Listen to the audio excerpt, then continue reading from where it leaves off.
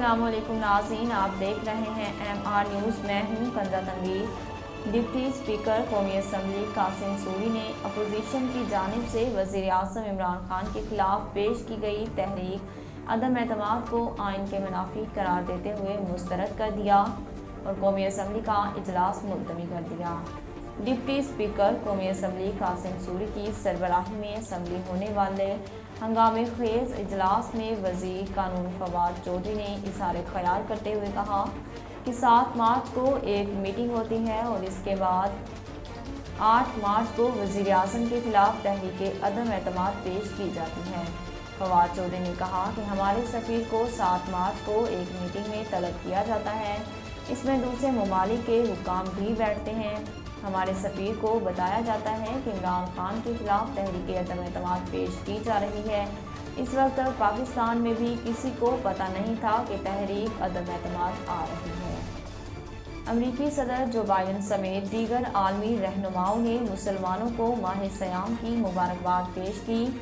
जो बाइडन ने उम्मत मुसलमान को माह रमज़ान की मुबारकबाद देते हुए कहा कि रमज़ान के बाबरकत महीने के आगाज़ पर अमेरिका और दुनिया भर में मौजूद मुसलमानों के लिए नेक तमन्नाओं का इजहार किया।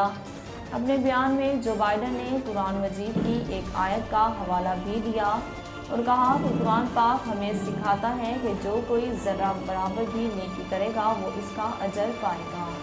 जो बाइडन वो वाहिद अमरीकी सदर हैं जिन्होंने अपने बयान में कुरान करीम का हवाला दिया।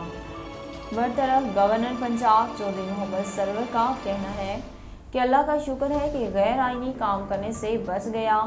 सहाफ़ियों से गैर रस्मी गुफ्तगू करते हुए चौधरी मोहम्मद सरवर का कहना था कि मैंने हमेशा आइन की पासदारी को तरजीह दी, मैं गैर आइनी काम कैसे कर सकता हूँ। उनका मज़ीद कहना था कि गैर आइनी काम से बचने के लिए चंद रोज़ कबल इस्तीफ़े की पेशकश कर दी थी।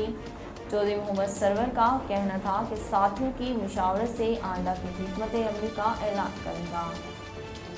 डिप्टी अटॉर्नी जनरल राजा खालिद महमूद खान ने मुस्ताफ़ी होने का ऐलान कर दिया।